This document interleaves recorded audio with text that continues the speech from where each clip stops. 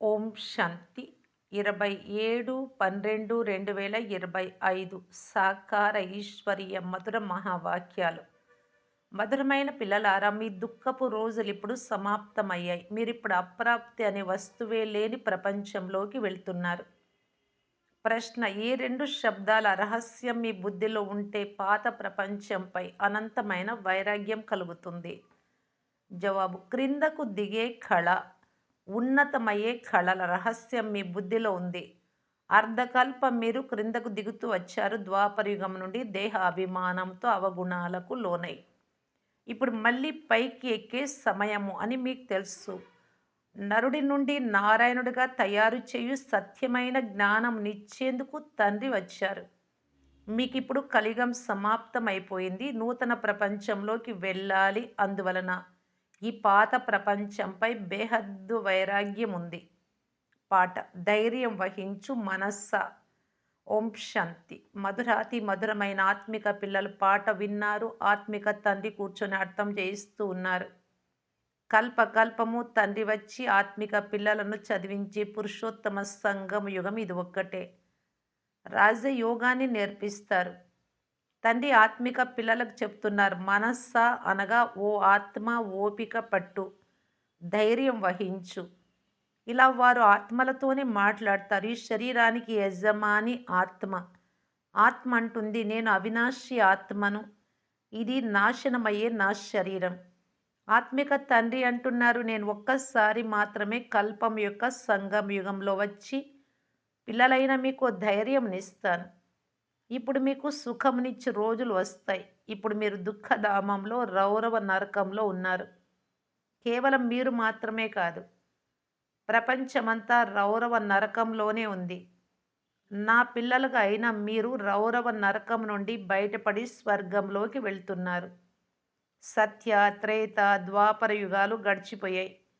మీకు కలియుగం కూడా గడిచిపోయింది. మీకిది పురుషోత్తమ సంగమ యుగం. ఈ సమయంలో మీరు తమో ప్రధానం నుండి సతో ప్రధానంగా అవుతారు.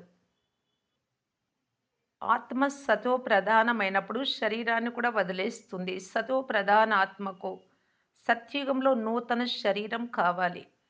అక్కడ అన్ని క్రొత్తవిగా ఉంటాయి. తండ్రి అంటున్నారు, పిల్లలు ఇప్పుడు దుఃఖధామం నుండి సుఖధామంలోకి వెళ్ళాలి. అందుకొరకు ప్రయత్నం చేయండి. సుఖధామంలో ఈ లక్ష్మీనారాయణల రాజ్యం ఉండేది. నరుడి నుండి నారాయణుడిగా అయ్యేందుకు మీరు పురుషార్థం చేస్తున్నారు. ఇది నరుడి నుండి నారాయణుడిగా తయారయ్యే సత్యమైన జ్ఞానం. భక్తి మార్గంలో ప్రతి పౌర్ణమి రోజున సత్యనారాయణ కథ వింటూ వచ్చారు. కానీ అది భక్తి మార్గం. అది సత్యమైన మార్గం కాదు. సత్యమైనది జ్ఞాన మార్గం. మీరు మెట్లు దిగుతూ దిగుతూ అసత్య ఖండంలోకి వస్తారు. ఇప్పుడు సత్యమైన తండ్రితో మనం ఈ జ్ఞానం పొంది 21 జన్మలు దేవీ దేవతలుగా అవుతామని మీకు తెలుసు. మీరు దేవతలుగా ఉండేవారు. మెట్లు దిగుతూ వచ్చారు. క్రిందకు దిగే కళ, ఉన్నతమయ్యే కళల రహస్యం మీ బుద్ధిలో ఉంది. ఓ బాబా, వచ్చి మమ్ములను పావనంగా చేయండి అని పిలుస్తారు కూడా. ఒక్క తండ్రి మాత్రమే పావనంగా చేయగలరు. తండ్రి అంటున్నారు, పిల్లలు సత్యుగంలో మీరు విశ్వానికి యజమానులుగా ఉండేవారు. చాలా ధనవంతులుగా, చాలా సుఖంగా ఉండేవారు. ఇప్పుడు ఇక కొద్ది సమయం మాత్రమే మిగిలి ఉంది. పాత ప్రపంచ వినాశనం అతి సమీపంగా ఉంది. నూతన ప్రపంచంలో ఒకే రాజ్యం, ఒకే భాష ఉండేది. దానిని అద్వైత రాజ్యం అని అంటారు. ఇప్పుడు ఎన్నో ద్వైతములు, అనేక భాషలు ఉన్నాయి. మనుషుల వృక్షం పెరిగే కొలది భాషల వృక్షం కూడా వృద్ధి చెందుతూ వెళ్తోంది. మళ్ళీ స్వర్గంలో ఒకే భాష ఉంటుంది. ప్రపంచ చరిత్ర, భూగోళం పునరావృతం అవుతుంది అని గాయనం ఉంది కదా. మనుషుల బుద్ధిలో ఇది నిలవదు.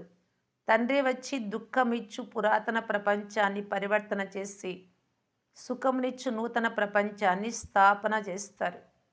ప్రజాపిత బ్రహ్మ ద్వారా దైవీ మత స్థాపన అని వ్రాయబడి కూడా ఉంది. ఇది రాజయోగ విద్య. గీతలో వ్రాయబడిన ఈ జ్ఞానము తండ్రి సన్ముఖంలోకి వచ్చి వినిపించారు. ఆ గీతను భక్తి మార్గం కొరకు మనుషులు వ్రాస్తారు. దాని ద్వారా మీరు క్రిందకు దిగజారుతూనే వచ్చారు. ఇప్పుడు మిమ్మలను ఉన్నతంగా చేసేందుకు తండ్రి చదివిస్తూ ఉన్నారు. భక్తిని క్రిందకు దిగే కళకు మార్గమని అంటారు. జ్ఞానము ఉన్నతమయ్యే కళకు మార్గం. ఇది అర్థం చేయించేందుకు మీరు భయపడకండి. ఈ విషయాలను అర్థం చేసుకోనందున కొంతమంది వ్యతిరేకిస్తారు. శాస్త్రాలను చూపించి వితండవాదం చేస్తారు కానీ మీరు ఎవరితోనూ వాదించకండి. వేద శాస్త్రాలు, ఉపనిషత్తులు, గంగా స్నానం చేయడం, తీర్థస్థానాలకు వెళ్ళడం మొదలైనవన్నీ భక్తి కాండము అని వారికి చెప్పండి. భారతదేశంలో రావణుడు కూడా ఉన్నాడు.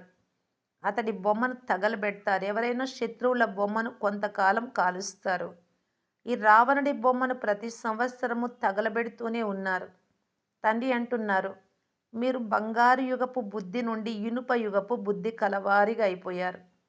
మీరెంతో సంతోషంగా ఉండేవారు. తండ్రి సుఖధామాన్ని స్థాపన చేసేందుకు వస్తారు. మళ్ళీ భక్తి మార్గం మొదలవుతూనే దుఃఖితులుగా అవుతారు. మరల సుఖదాతను స్మృతి చేస్తారు. అది కూడా నామ మాత్రమే. ఎందుకనగా వారెవరో తెలియదు. గీతలో పేరు మార్చేశారు. శ్రీకృష్ణుడు అని వేశారు. మొట్టమొదట వీరికి అత్యంత ఉన్నతులైన భగవంతుడు ఒక్కరే. వారినొక్కరినే స్మృతి చేయాలి అని అర్థం చేయించండి. ఒక్కరినే స్మృతి చేయడాన్ని అవ్యభిచారి స్మృతి, అవ్యభిచారి జ్ఞానం అని అంటారు. మీరు ఇప్పుడు బ్రాహ్మణులుగా అయ్యారు కనుక భక్తి చెయ్యరు. మీకు జ్ఞానం ఉంది. తండ్రి చదివించే చదువు ద్వారా మీరు దేవతలుగా అవుతారు. దైవీ గుణాలు కూడా ధారణ చేయాలి. అందుకే బాబా అంటున్నారు, మీరు చార్ట్ ఉంచండి. మాలో ఏవైనా అవగుణాలు ఉన్నాయా లేదా అని మీకే తెలిసిపోతుంది. మొదటి అవగుణం దేహాభిమానం, తర్వాత కామము మహాశత్రువు. కామమును జయిస్తే జగత్తును జయిస్తారు. ఇదే మీ ఉద్దేశ్యం. ఈ లక్ష్మీనారాయణల రాజ్యంలో అనేక ధర్మాలేమీ లేవు. సత్యుగంలో దేవతల రాజ్యమే ఉంటుంది. మనుషులు కలియుగంలో ఉంటారు. దేవతలు కూడా మనుష్యులే. కానీ దైవీ గుణాలు కలిగి ఉంటారు. ఈ సమయంలో మనుష్యులంతా అసురీ గుణాలు కలవారు. సత్యుగంలో కామ మహాశత్రువు ఉండదు. తండ్రి అంటూ ఉన్నారు, కామ మహాశత్రువుపై విజయం పొందడం ద్వారా మీరు జగత్తు జీతులుగా అవుతారు. అక్కడ రావణుడు ఉండడు. ఇది కూడా మనుషులు అర్థం చేసుకోలేరు. బంగారు యుగం నుండి క్రిందకు దిగుతూ దిగుతూ తమో ప్రధాన బుద్ధి కలవారుగా అయ్యారు. ఇప్పుడు తిరిగి సతో ప్రధానంగా కావాలి. అందుకు ఒకే మందు లభిస్తుంది. తండ్రి చెప్తున్నారు, స్వయాన్ని ఆత్మగా భావించి నన్ను స్మృతి చేస్తే జన్మ జన్మాంతరాల పాపాలు భస్మం అయిపోతాయి. మీరు పాపాలను భస్మం చేసుకునేందుకు కూర్చొని ఉన్నారు. ఇకపై పాపము చెయ్యరాదు. లేకుంటే అది 100 రెట్లుగా అవుతుంది. వికారాలకు వశమైతే 100 రెట్లు దండన లభిస్తుంది. అలాంటి వారు మళ్ళీ పైకి ఎక్కాలి అంటే చాలా కష్టం. మొదటి నెంబర్ శత్రువి కామం. 5 అంతస్తుల నుండి కామం, క్రోధం, లోభం, మోహం, అహంకారం. ఈ ఐదిట్లో పెద్దది కామం. పై అంతస్తు నుండి క్రింద పడితే ఎముకలు పూర్తిగా విరిగిపోతాయి. మరణించవచ్చు కూడా, అంటే పూర్తిగా వదిలేయొచ్చు జ్ఞానాన్ని. పైనుండి క్రింద పడితే ఒక్కసారిగా ముక్కలు ముక్కలైపోతారు. తండ్రితో చేసిన ప్రతిజ్ఞ ఉల్లంఘించి అపవిత్రమైతే అసురీ ప్రపంచంలోకి వెళ్ళిపోతారు. ఇక్కడ మరణిస్తారు. వారిని బ్రాహ్మణులు అని అనరు, శూద్రులని అంటారు. తండ్రి ఎంతో సహజంగా అర్థం చేయిస్తూ ఉన్నారు. మొదట ఈ నశ ఉండాలి. ఒకవేళ కృష్ణ భగవాను వాచ అయినా ఆయనను కూడా చదివించి తను సమానంగా చేస్తారు కదా. కానీ కృష్ణుడు భగవంతుడు కాదు. అతను పునర్జన్మలలోకి వస్తాడు. తండ్రి అంటున్నారు, నేను మాత్రమే పునర్జన్మ రహితుడను. రాధాకృష్ణులన్నా, లక్ష్మీనారాయణులన్నా, లేక విష్ణువన్నా ఒక్కటే. విష్ణువు 2 రూపాలే లక్ష్మీనారాయణులు. లక్ష్మీనారాయణులు బాల్యంలో రాధాకృష్ణులు. బ్రహ్మను గురించిన రహస్యాన్ని కూడా అర్థం చేయించారు. బ్రహ్మ సరస్వతులే లక్ష్మీనారాయణులు ఇప్పుడు బదిలీ అవుతారు. వీరి చివరి పేరు బ్రహ్మ అని పెట్టారు. ఈ బ్రహ్మను చూడండి, పూర్తి ఇనుప యుగంలో నిల్చొని ఉన్నాడు పైన. ఇతనే మళ్ళీ తపస్సు చేసి కృష్ణుడిగా నారాయణుడిగా అవుతాడు. విష్ణువు అంటూనే ఇందులో ఇరువురు వస్తారు, సరస్వతి బ్రహ్మపుత్రిక. ఈ విషయాలు ఎవ్వరూ అర్థం చేసుకోలేరు. బ్రహ్మ కూడా 4 భుజాలు చూపిస్తారు. ఎందుకంటే ప్రవృత్తి మార్గానికి చెందినవారు కదా! నివృత్తి మార్గం వారు ఈ జ్ఞానాన్ని ఇవ్వలేరు. చాలామందిని విదేశాల నుండి మేం ప్రాచీన రాజయోగాన్ని నేర్పిస్తామని తీసుకొస్తారు. సన్యాసులు రాజయోగాన్ని నేర్పించలేరు. ఇప్పుడు ఈశ్వరుడు వచ్చారు. మీరిప్పుడు వారి పిల్లలుగా అయ్యి ఈశ్వరీయ సంప్రదాయానికి చెందిన వారిగా అయ్యారు. ఈశ్వరుడు ఎందుకొచ్చారు? మిమ్మల్ని చదివించటానికే. మీకు రాజయోగాన్ని నేర్పిస్తూ ఉన్నారు. నేను నిరాకారుడను బ్రహ్మ ద్వారా మిమ్మల్ని తన వారిగా చేసుకున్నారు. వారిని మీరు బాబా, బాబా అని అంటారు. బ్రహ్మ బాబా అయితే మధ్యలో కేవలము వ్యాఖ్యాత అర్థం చెప్పేవాడు. బ్రహ్మ బాబా భాగ్యశాలి రథం. ఇతడి ద్వారా శివబాబా చదివిస్తూ ఉన్నారు. మీరు కూడా పతితుల నుండి పావనంగా అవుతారు. మనుషుల నుండి దేవతలుగా చేసేందుకు తండ్రి చదివిస్తారు. ఇప్పుడు ఇది రావణ రాజ్యం అసురీ సంప్రదాయం. ఇప్పుడు మీరు ఈశ్వరీయ సంప్రదాయం వారిగా అయ్యారు. మళ్ళీ దైవీ సంప్రదాయం వారిగా అవుతారు. ఇప్పుడు మీరు పురుషోత్తమ సంగం యుగంలో ఉన్నారు. పావనంగా అవుతున్నారు.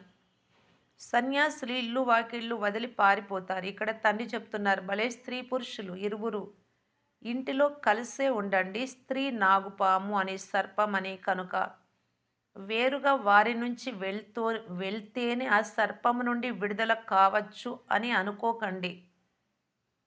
సన్యాసులు అలా భావించి వెళ్ళిపోయేవారు. మీరు అలా పారిపోరాదు. అలా పరిగెత్తేవారెవరు? హద్దులోని సన్యాసులు. మీరు ఇక్కడ కూర్చున్నారు. కానీ మీకు ఈ వికారీ ప్రపంచంపై వైరాగ్యం ఉంది. ఈ విషయాలన్నీ మీరు బాగా ధారణ చేయాలి, నోట్ చేసుకోవాలి. అంతేకాదు పథ్యం కూడా పాటించాలి. దైవీ గుణాలను ధారణ చేయాలి. శ్రీకృష్ణుడి గుణాలను గానం చేస్తారు కదా! ఇది మీ లక్ష్యం. తండ్రి అలా అవ్వరు, కానీ మిమ్ములను అలా తయారు చేస్తారు. మళ్ళీ అర్ధకల్పం తర్వాత క్రిందకు దిగుతూ తమో ప్రధానంగా అవుతారు. నేను తమో ప్రధానంగా అవ్వను, కానీ బ్రహ్మ అవుతాడు. 84 జన్మలు తీసుకున్నది కూడా ఇతడే. ఇతడు కూడా ఇప్పుడు సతో ప్రధానంగా కావాలి. ఇతడు పురుషార్థం చేస్తున్నాడు. నూతన ప్రపంచాన్ని సతో ప్రధానమని అంటారు. ప్రతి వస్తువు మొదట సతో ప్రధానంగా ఉండి తర్వాత రజో తమోలోకి వస్తాయి. చిన్న పిల్లలను కూడా మహాత్ములని అంటారు. ఎందుకంటే వారిలో వికారాలు ఉండవు. అందుకే వారిని పుష్పాలని అంటారు. సన్యాసుల కంటే చిన్న పిల్లలను ఉత్తములు అని అంటారు. ఎందుకంటే సన్యాసులు జీవితం గడిపి వచ్చారు కదా! వారు పంచ వికారాలను అనుభవించిన వారు. పిల్లలకైతే వికారాలు తెలియనే తెలియవు. అందువలన పిల్లలను చూస్తే సంతోషం కలుగుతుంది. వారు చైతన్య పుష్పాలు. మీది ప్రవృత్తి మార్గం. ఇప్పుడు పిల్లలైన మీరు ఈ పాత ప్రపంచం నుండి నూతన ప్రపంచంలోకి వెళ్ళాలి. అమరలోకంలోకి వెళ్లేందుకు మీరందరూ పురుషార్థం చేస్తారు. మృత్యులోకం నుండి బదిలీ అవుతారు. దేవతలుగా అయ్యేందుకు ఇప్పుడు శ్రమ చేయాల్సి వస్తుంది. ప్రజాపిత బ్రహ్మ పిల్లలంతా సోదరి సోదరులవుతారు. సోదరి సోదరులుగా ఉన్నారు కదా! ప్రజాపిత బ్రహ్మ పిల్లలు పరస్పరం ఏమవుతారు? ప్రజాపిత బ్రహ్మ ప్రజలందరికీ తండ్రి అనే గాయనం ఉంది. ఎంతవరకు ప్రజాపిత బ్రహ్మకు పిల్లలుగా అవ్వరు, అంతవరకు సృష్టి ఎలా రచింపబడుతుంది? ప్రజాపిత బ్రహ్మకు అందరూ ఆత్మిక పిల్లలే. ఆ బ్రాహ్మణులు దేహ సంబంధమైన యాత్రలు చేయించేవారు. మీరు ఆత్మిక యాత్రలు చేయించే సత్యమైన బ్రాహ్మణులు. వారు పతితులు, మీరు పావనులు. వారు ప్రజాపితకు సంతానం కాదు. ఇది మీకు అర్థమైంది. సోదరాత్మలము లేక సోదరి సోదరులము అని అర్థం చేసుకుంటే వికారాలకు వశం అవ్వరు. తండ్రి కూడా అంటున్నారు, చాలా అప్రమత్తంగా ఉండాలి. నా పిల్లలైన తర్వాత క్రిమినల్ పనులేవీ చేయరాదు. అలా చేస్తే రాతి బుద్ధి కలవారిగా అయిపోతారు. ఇంద్ర సభ గురించి కథ కూడా ఉంది. శూద్రులను తీసుకొని వచ్చినప్పుడు ఇంద్ర సభలో అతడి దుర్వాసన వచ్చింది. అందువలన పతితులను ఇక్కడికి ఎందుకు తీసుకొచ్చావని అడిగారు. తర్వాత వారికి శాపం ఇచ్చారు. వాస్తవానికి ఈ సభలోకి, మధుబన్ సభలోకి కూడా పతితులెవ్వరూ రాకూడదు. తండ్రికి తెలిసినా తెలియకపోయినా స్వయం వారికే నష్టం కలుగుతుంది. ఇంకా 100 రెట్ల శిక్ష పడుతుంది. పతితులకు అనుమతి లేదు. వారిని విజిటింగ్ రూమ్‌లో కూర్చోబెట్టాలి. అదే సరిపోతుంది. ఎప్పుడైతే పావనంగా అయ్యాము అని గ్యారంటీ ఇస్తారో, దైవీ గుణాలను ధారణ చేస్తారో అప్పుడే అనుమతించండి. దైవీ గుణాలను ధారణ చేసేందుకు సమయం పడుతుంది. పావనంగా అయ్యేందుకు ఒక ప్రతిజ్ఞ చాలు. కానీ దైవీ గుణాలు అలవర్చుకోవాలంటే టైం తీసుకుంటుంది. దేవతల మహిమ, పరమాత్మ మహిమ వేరువేరుగా ఉంటాయి అని కూడా అర్థం చేయించబడింది. పతిత పావనులు, మార్గదర్శకులు, ముక్తిదాత ఒక్క తండ్రి మాత్రమే. అన్ని దుఃఖాల నుండి ముక్తులుగా చేసి తమ శాంతిధామానికి తీసుకెళ్తారు. శాంతిధామము, సుఖధామము, స్వర్గం. ఇప్పుడు దుఃఖధామం. ఇది కూడా ఒక చక్రమే. ఇప్పుడు దుఃఖధామాన్ని మర్చిపోవాలి. ఉత్తీర్ణులైన వారు మాత్రమే నెంబర్ వారుగా శాంతిధామం నుండి సుఖధామానికి వస్తూ ఉంటారు స్వర్గంకి. ముందు, వెనుక ఇలా వస్తూ ఉంటారు. అందరూ ఒకేసారి రారు. ఈ చక్రం తిరుగుతూ ఉంటుంది. అనేక ఆత్మలున్నాయి. అందరి పాత్ర ఒకే విధంగా లేదు. నెంబర్ వారుగా ఉంది. వెళ్ళడం కూడా నెంబర్ వారుగానే వెళ్తారు. వారిని శివబాబా వంశము లేక రుద్రమాల అని అంటారు. నెంబర్ వారుగా వెళ్తారు. మళ్ళీ నెంబర్ వారుగానే వస్తారు. ఇతర ధర్మాల వారు కూడా ఇలాగే వచ్చి వెళ్తారు. పిల్లలకు ప్రతిరోజు తెలియజేస్తున్నారు. పాఠశాలలో ప్రతిరోజు చదవకుండా, మురళి వినకుండా ఉంటే అబ్సెంట్ పడుతుంది. చదువు అనే లిఫ్ట్ అయితే తప్పకుండా అవసరం. దైవీ యూనివర్సిటీలో ఆబ్సెంట్ పడరాదు. చదువు ఎంతో ఉన్నతమైనది. దీని ద్వారా మీరు సుఖధామానికి యజమానులుగా అవుతారు. అక్కడ ధాన్యం ఉచితంగా లభిస్తుంది. డబ్బుతో కొనే అవసరం లేదు. ఇప్పుడైతే ఖరీదు చాలా ఎక్కువగా ఉంది. 100 సంవత్సరాలలో ఖరీదు ఎంతగానో పెరిగిపోయింది. అక్కడ దొరకని వస్తువు అంటూ ఉండదు. దేనికి కూడా కష్టపడే పని ఉండదు. అది సుఖధామం. మీరిప్పుడు అక్కడికి వెళ్ళేందుకు తయారవుతున్నారు. మీరు బికారుల నుండి రాకుమారులుగా అవుతారు. షావుకారులు స్వయాన్ని బికారులము అని భావించరు. మంచిది. మధురాతి మధురమైన అపురూపమైన పిల్లలకు మాతాపిత బాప్దాదాల ప్రియ స్మృతులు మరియు గుడ్ మార్నింగ్. ఆత్మిక పిల్లలకు ఆత్మిక తండ్రి నమస్తే. ధారణ కొరకు ముఖ్య సారం. ఫస్ట్ పాయింట్, సంపూర్ణ పవిత్రంగా అవుతాము అని తండ్రితో చేసిన ప్రతిజ్ఞను ఎప్పుడు ఉల్లంఘించరాదు. చాలా హెచ్చరికతో పథ్యం ఉండాలి. మాలో ఎలాంటి అవగుణాలు లేవా, ఉన్నాయా అని స్వంత చార్ట్ చూసుకోవాలి. సెకండ్ పాయింట్, ఈశ్వరీయ యూనివర్సిటీలో ఎప్పుడు అబ్సెంట్ అవ్వరాదు. సుఖధామానికి యజమానులుగా ఈ చదువును ఒక్కరోజు కూడా మిస్ చేయరాదు. మురళి తప్పనిసరిగా ప్రతిరోజు వినాలి. వరదానము, ప్రతి సెకండు ప్రతి సంకల్పం యొక్క మహత్వాన్ని తెలుసుకొని పుణ్య ఖాతాను జమ చేసుకొని పదమాపదం పతీభవ. పుణ్యాత్మలైన మీ సంకల్పంలో ఎంత విశేషమైన శక్తి ఉంది అంటే ఆ శక్తి ద్వారా అసంభవాన్ని సంభవం చేయగలరు. జరగదు అన్నటువంటి దాన్ని కూడా జరగగలదు అనేలాగా చేసేస్తారు. ఎలాగైతే ఈ రోజులలో యంత్రాల ద్వారా ఎడారిని కూడా సస్యశ్యామలంగా చేసేస్తారు, పర్వతాలపై పుష్పాలను పండిస్తారు అంటే పూయిస్తారు, ధాన్యాన్ని పండిస్తారు. అలా మీరు మీ శ్రేష్ట సంకల్పాల ద్వారా నిరాశ పరులను ఆశావాదులుగా చేయగలరు. కేవలం ప్రతి సెకండు ప్రతి సంకల్పం యొక్క విలువ తెలుసుకొని సంకల్పము మరియు సెకండ్ను ఉపయోగించి పుణ్య ఖాతాను జమ చేసుకోండి. మీ సంకల్ప శక్తి ఎంత శ్రేష్టమైనది అంటే ఒక్క సంకల్పమైనా సరే పదమాపదం పతిగా చేసేస్తుంది. ఒక్క సంకల్పం వేస్ట్ అయినా ఎంత నష్టం. స్లోగన్, ప్రతి కర్మ అధికారి తనపు నిశ్చయము మరియు నషతో చేస్తే శ్రమ సమాప్తమవుతుంది. అవ్యక్త ఇషారా. ఇప్పుడు సంపన్నంగా లేక కర్మాతీతంగా అవ్వాలి అనే తపనలో ఉంటూ తీవ్ర పురుషార్థం చేయటానికి బాప్దాదా సలహా ఇస్తూ ఉన్నారు.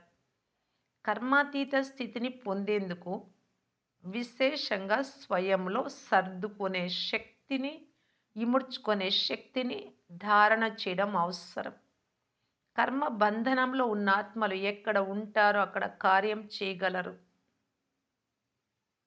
కానీ కర్మాతీతాత్మలు ఒకే సమయంలో నలువైపులా తమ సేవా పాత్రను అభినయించగలరు. ఎందుకంటే వారు కర్మాతీతంగా ఉన్నారు. వారి వేగం చాలా తీవ్రంగా ఉంటుంది. సెకండ్‌లో ఎక్కడికి కావాలంటే అక్కడకు చేరుకోగలరు. కనుక ఇప్పుడు ఈ అనుభూతిని పెంచుకోవాలి. ఓం శాంతి.